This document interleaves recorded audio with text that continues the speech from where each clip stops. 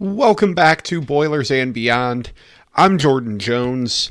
The month of May is almost coming to an end. Not quite yet, but we are still in a little bit of those dog days of summer as we are in the gap between the end of basketball season and the countdown to football really getting on. I wanted to come on today and talk a little bit about the 6 incoming freshmen that Purdue has coming onto campus to join the basketball team this year, as so much of the conversation nationally around college basketball since the Final Four has been about the transfer portal. That's something Purdue's not active in. So we'll talk about the guys joining Purdue's roster, talk a little bit about the news of the week in college sports with the House v. NCAA case, and we'll get you out of here for the holiday weekend. But if you don't already, be sure to follow the show on Twitter, @BoilersBeyond. There's still stuff to talk about there. Be sure to follow along and join the conversation, and subscribe wherever you get your podcasts. Looking forward to all that's to come this summer as we fill the void between basketball and football. If there's anything you want me to talk about, please don't hesitate to reach out. Tweet it to me, DM it to me, @BoilersBeyond. You can also email the show, boilersandbeyondpod@gmail.com. You know, look, Purdue bringing in a 6-man class is, to put it mildly, a rarity in this era of college basketball. This is something that very few programs are doing.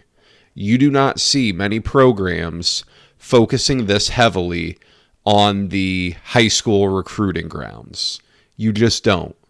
You see a lot of programs getting involved in high-level transfer portal bidding wars where guys like Great Asabar and Cliff Amori are getting well over 7 figures per year. Purdue's not doing that. Purdue is building through the high school ranks really the same way it always has. Time will tell which way yields better results. We're still pretty new to this.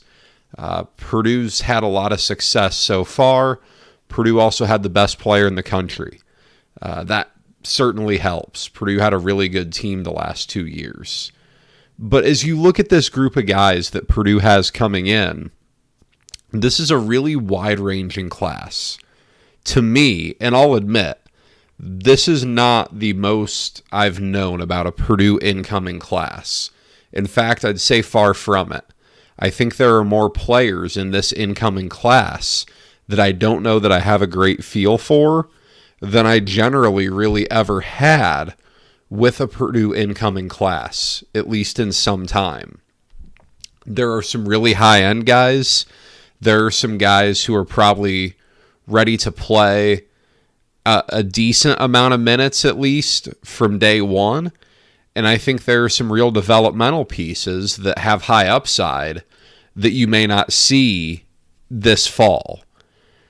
Let's start this off with Cannon Catchings, the crown jewel of the class, so to speak. One of the more highly rated recruits Purdue has brought in. I don't know exactly where he stands in terms of the all-time recruiting rankings. He's certainly up there, though. A really high-level 4-star guy on most services. He played his final season of prep basketball with Overtime Elite.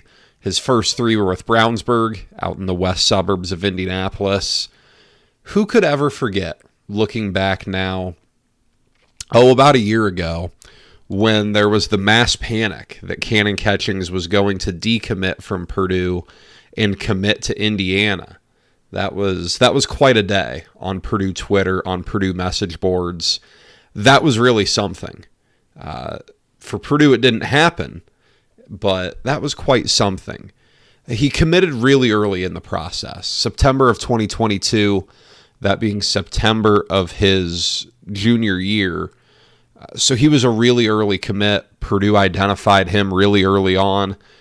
He's a really nice player, a really nice athlete. He's a true wing, kind of in that 6'8" or so height. He's long, lanky.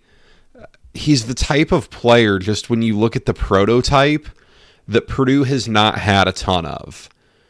Purdue's not had a ton of those classic lanky wing players in recent memory. You know, it had Robbie Hummel, it had Vince Edwards.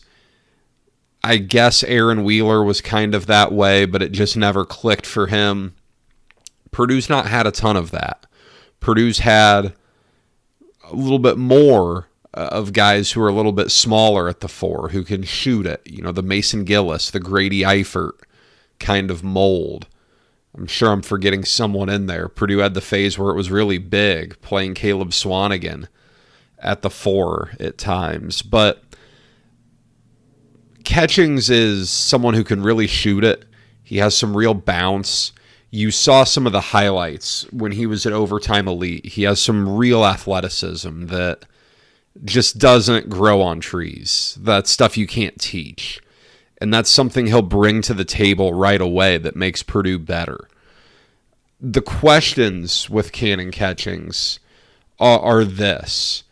Is he ready to create off the dribble at the Big Ten level right away?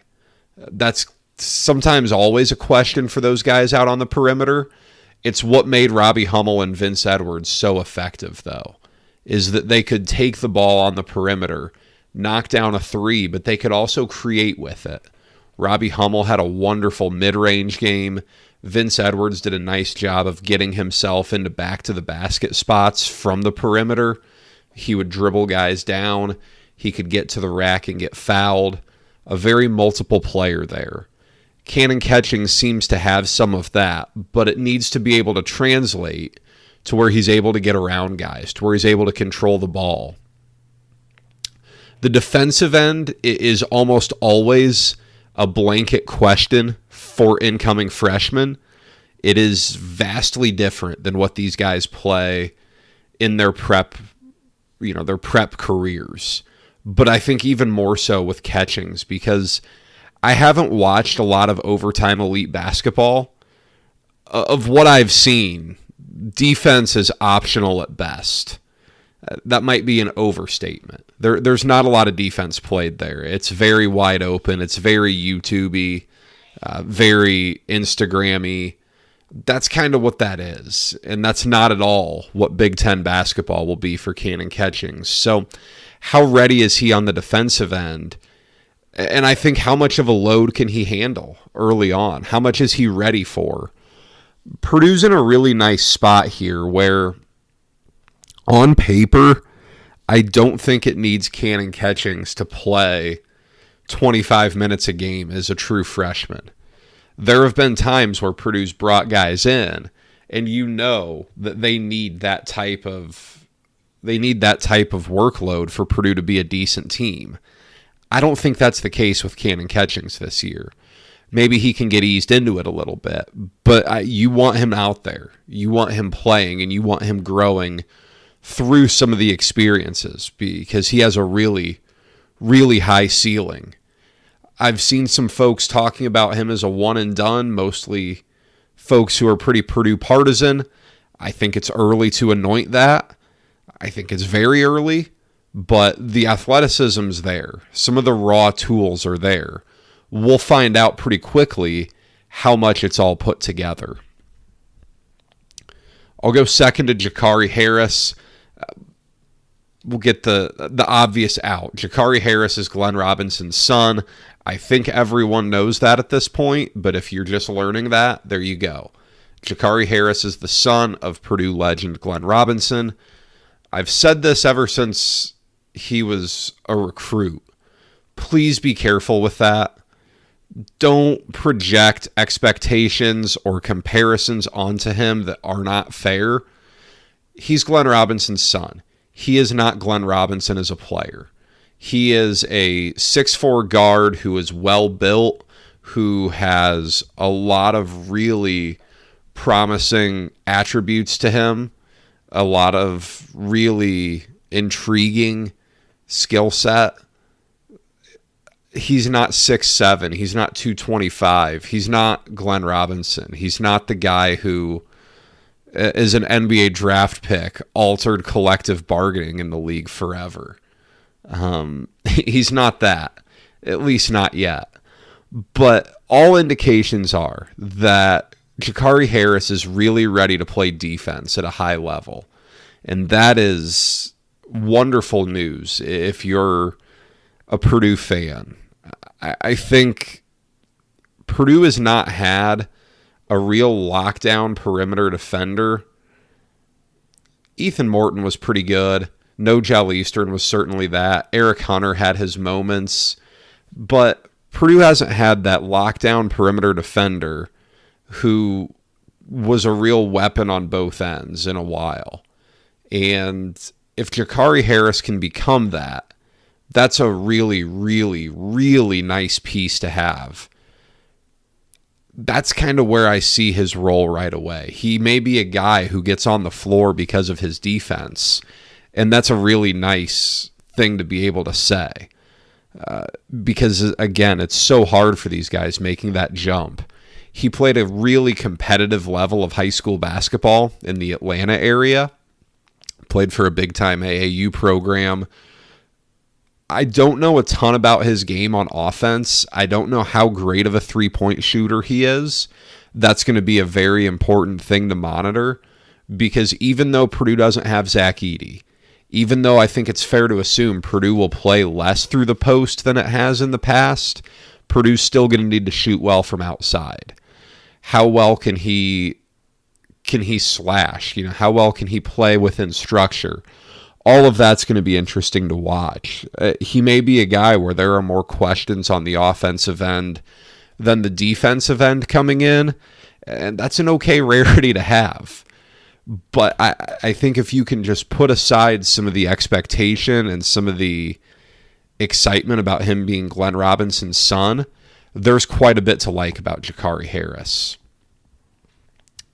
It wouldn't be a big Purdue recruiting class if you didn't have a 7+ foot big man.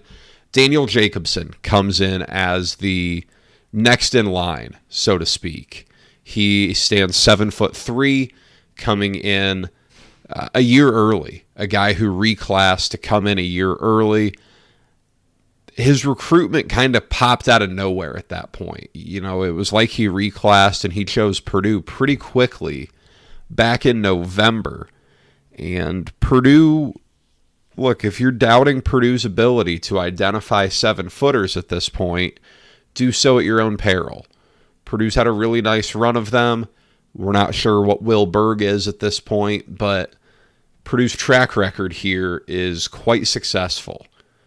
When you look at Daniel Jacobson as a player, he seems to have some more 5-out types of skills than some past Purdue big men have had.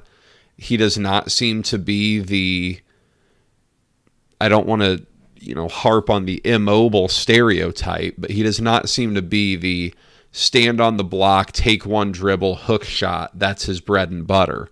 Maybe he'll develop into that, but right now I don't know if that's where he is. He appears to be a guy who fits a little bit more of that, modern day NBA type of big man where he can step out and shoot, where he can do stuff in the ball screen game. Again, he's reclassing. So this is a guy who's a little younger for his age in terms of where he's coming in. How ready is he? Purdue's going to have to play someone big. Trey Kaufman-Renn is going to be your go-to post-touch guy. Caleb First is going to get minutes. I think Will Berg is going to get a chance at minutes. Does Purdue need Jacobson to go out there? Does Purdue need him to play minutes right away? Time will tell. The same goes for Raleigh Burgess, and I guess I'll loop him in. A little bit smaller. He's under 7 foot, so might as well be a guard. I kid. But he's an interesting one because he spent some time injured. He had a pretty legitimate injury, I want to say foot or leg, as I recall it, around his junior year of high school. So he has a little bit of Cam Heide to him in the sense that he was a pretty highly recruited player prior to that injury. After that injury, I'm not sure what the appetite was for him from a ton of schools. When you combine an injury with a lot of these programs focusing the majority of their time, effort, and resources into the transfer portal, I don't know. He, by all accounts, a high character guy. Every review seems to be really positive of him. Played in a pretty decent area for high school basketball over in Ohio. Again, how ready is he to come in and play? I think that's going to be interesting to watch because I don't know that Purdue redshirts both of these guys. I think I'd be a little surprised if Purdue did, just because you need a body out there. Who's more ready? I don't know. Jacobson is probably more of a 5 than Burgess is. Burgess is kind of that tweener between a 4 and a 5. He's like 6'10", so at most schools you get away with that as a 5. The way Purdue is trended, that's not exactly a 5. But going to be interesting to watch with those two to see kind of in a bit of a horse race, who's got the lead, who may be redshirting, who knows? It always comes back to the players. Maybe neither of them redshirt. But I don't know that I expect both of them to play legitimate minutes here as true freshmen. When CJ Cox burst onto Purdue's scene last fall, I guess, it wasn't even a year ago now, it felt like one of those situations where Purdue found someone really late in the cycle, and Purdue's hit rate on those, anecdotally, seems to be pretty good. I don't have the data on it of when guys committed. I can just really speak to what I remember. Sasha Stefanovic was a super late add to the recruiting class. He worked out really well. PJ Thompson was a very late add to that recruiting class. He worked out pretty well. Zach Edey was a last-ditch guy. I think we've seen the results of that. It's a bit anecdotal, but Purdue's had some real success there with these guys that they get in on late. It felt like it came out of nowhere when he committed. He seems to be a good athlete. He seems to be someone who may be able to play a bit of a combo guard role. I'll admit, I haven't seen a ton of him. He, by all accounts on social media, a very gifted academic kid. I know he has been posting on social media about some of his internships and academic achievements. A very bright kid, it seems, and Purdue does well with that. Purdue does very well with that. Purdue is not a program that takes that stuff super lightly. So, again, with everything here, Purdue has so many scholarships spoken for this year that these minutes are going to be fascinating to track, because in a lot of other years, I'd sit here and say, yeah, I think Harris and Cox and Catchings and one of the bigs can all play. But, man, minutes are going to have to be fought for. That's for sure. I don't know. I don't know too much on what to expect, but I think this is one of those late evaluations where Purdue's done well enough that I think you feel okay about it. And then on the flip side, Jack Benter was the first piece of this recruiting class back in the summer of 2022. Fits the mold of what Purdue's had a lot of success with. These guys who can really shoot it on the outside. Dakota Mathias, Ryan Smith, Ryan Klein, Sasha Stefanovic, Fletcher Lawyer maybe a little bit. A nice player, put up a boatload of points in high school, finished second in Mr. Basketball voting. One of those pieces that you've seen Purdue have so much success with that you feel like the floor is pretty high for him, that he's going to contribute, he's going to be a decent player. It may not happen right away. I don't know that I expect Jack Benter to play right away, but he doesn't need to.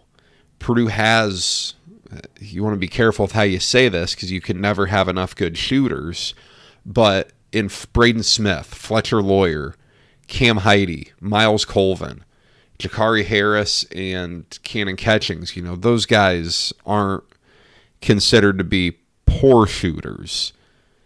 you may have enough three-point shooting where you don't feel the need to rush him into much. And these are luxuries to have. These are really good things to have. But again, I don't know how great of a feel I have for this class. It's going to be interesting to see as they start to come together a little bit where things lie, where Purdue is with some of these guys. Purdue, again, is very committed to this. You look at the upcoming recruiting classes as we're really into the heart of evaluation season. Purdue's 2025 class on paper is going to be a little smaller, but it's still offering guys for it. It doesn't seem to be taking no for an answer. Purdue doesn't seem to want to sit back and just watch. Purdue's offering guys in the 2026 class. Purdue's very active. Purdue has not seemed to change its approach at all to high school recruiting since the transfer portal became a thing. I wonder how many programs you can really say that about. I don't think it's all that many. It's going to be interesting to see how many scholarships Purdue does leave open. Purdue won't leave a ton open, but let's face it, having Lance Jones really helped Purdue. Picking up, John Octius going back a ways really helped Purdue. That hasn't been a negative at all. So does Purdue take some years where it wants to have an open scholarship, or does it kind of wait for that to happen by happenstance with someone leaving? That's an interesting storyline to monitor.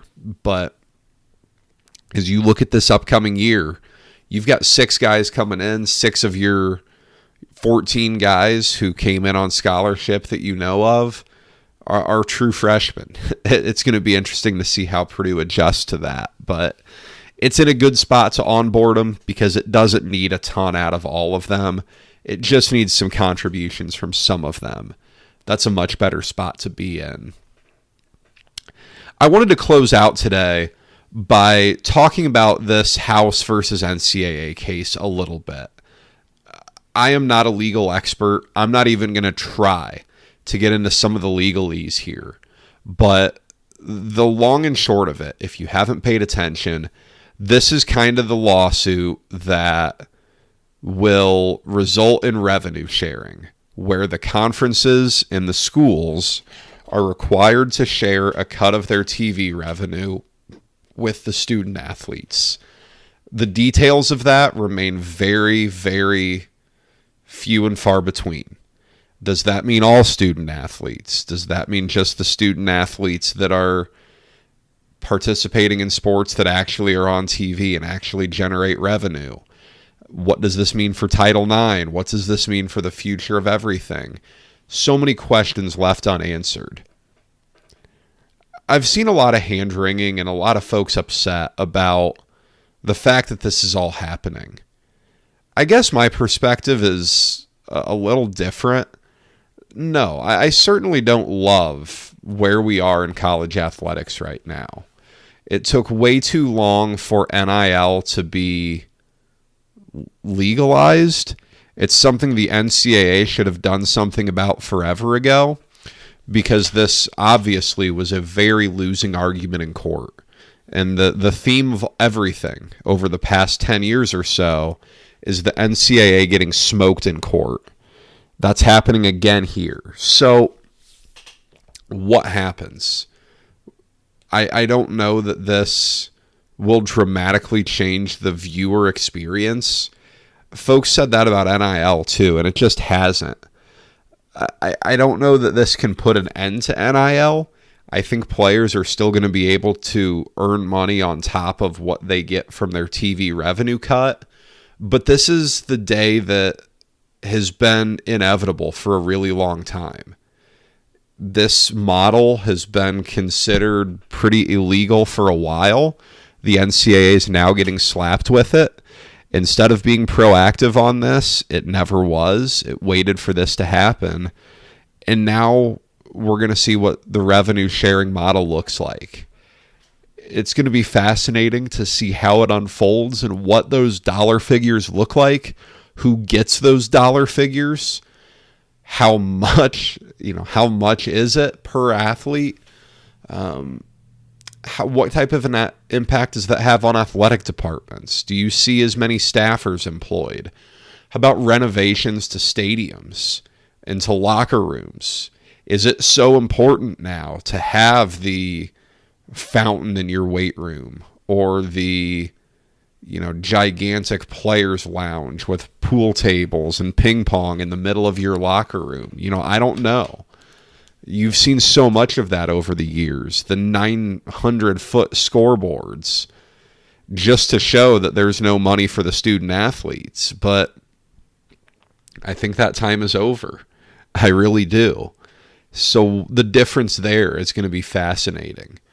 The TV money grows and grows for two conferences. What does realignment look like as we move ahead? I don't know that it's done yet. There are so many unanswered questions, and I don't want to get too much into this legal case because I'm not qualified to speak on it necessarily, but just know this is going on right now.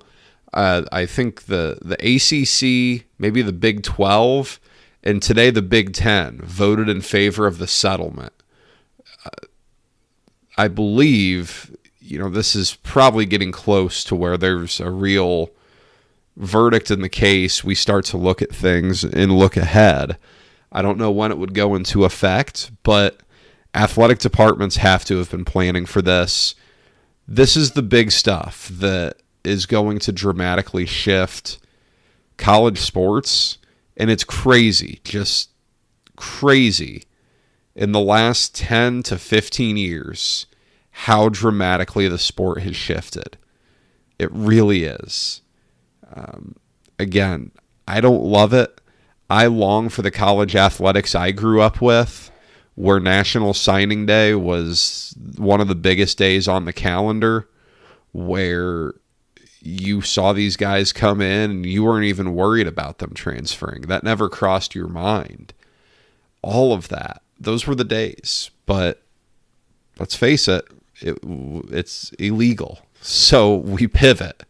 And now I do think college sports are still in a spot where they can be very, very fun, very successful. But figuring out what these payments look like and how NIL is structured on top of it is going to be paramount to this. That's all I've got for today. We'll be back next week to talk a little more about Purdue sports. I don't know what I'm going to talk about yet. So if you have any ideas, anything you want me to touch on, send it my way. You can do that on Twitter @BoilersBeyond, or you can email me, boilersandbeyondpod@gmail.com. Be sure to subscribe so that you don't miss next week's episode. Until then, safe travels to those of you coming down to Indianapolis for the race. Enjoy the Indy 500, and I'll talk to you next week. Take care. This episode is brought to you by me. Yes, me.